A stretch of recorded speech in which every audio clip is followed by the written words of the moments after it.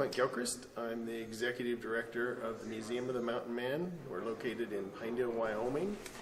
So when the mountain man came to the mountains, travel used to be most of the time was by river, but once they got away from the Missouri River, it was really hard to travel by river, but they would travel along the rivers, but they were on land, so they would use horses and mules. They really found this Platte River route to be the primary way to get from the bend of the Missouri River up to the mountains. That ultimate became the parts of the Oregon and California trails. This was a 1,000-mile trip from St. Louis to the mountains where the mountain men spent their time. So it's a 3-month trip, much like the immigrants would have experienced. So during the mountain man era, the 1820s and 1830s, there was a lot of countries that claimed control of the West. The reality was the Native Americans controlled it all.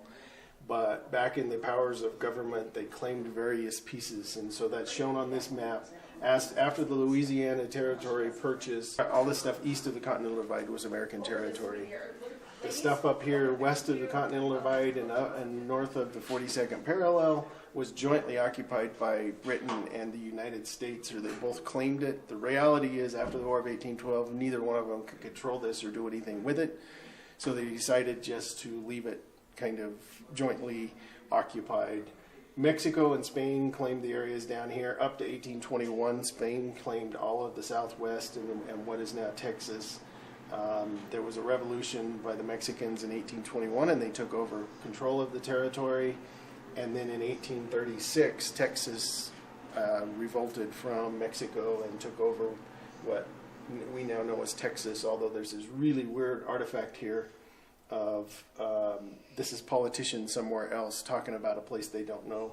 So they said, take a boundary up to the headwaters of the Arkansas and go up to the 42nd parallel, and go to the head of the Rio Grande and go to the 42nd parallel. And that'll all be Texas. But nobody really knew what that looked like. There were men on the ground who knew, but nobody really knew the mountain man had been all over this and knew this whole area, and the natives knew this whole area, but all the politicians making these boundaries didn't really know what they were talking about. So it's fun to look at the political boundaries, but the reality of it was, as you can see where the rendezvous were held, they were held in American territory, in Oregon territory, and in Mexican territory. By 1840, when the last rendezvous was held, the demand for beaver had really diminished. They were starting to use other materials to build the hats, like silk, which were much more reliable. And so the corporate version of the mountain man kind of went away. There wasn't enough money to support brigades of men out here trapping for beaver. So those men looked for other work and other ways to make a living. And about that same time, the immigrants started moving from the East Coast over to Oregon territory. The mountain men were perfectly positioned to be their guides and their leaders. So the experienced mountain men like Jim Bridger and Thomas Fitzpatrick and Joe Walker and several others, Joe Meek, they knew this whole country very well. They became guides for the immigrants, guided many immigrant trains to Oregon and eventually to California once gold was found there.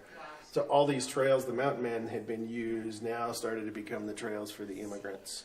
And over the next 2 or 3 decades, as many as 500,000 immigrants would move from the east side of the United States to the west coast through these same trails that the mountain man had been traveling on for 20 years. The Museum of the Mountain Man is in Pinedale, Wyoming. It's dedicated to interpreting the history of the mountain man in the rendezvous era of the 1820s and 30s. 6 of the 16 rendezvous were held right here in the Pinedale area. So it became kind of the center of the fur trade universe, and so when people started talking about building a museum to talk about these mountain men, this was the logical place for it to be placed. Pinedale is located about 70 miles south of Jackson Hole, so it's an easy half-a-day drive to get between the two of them. It's really a destination place. There's no major interstates and no major highway systems, so it's kind of, you want to come here and you're not on the way to somewhere else.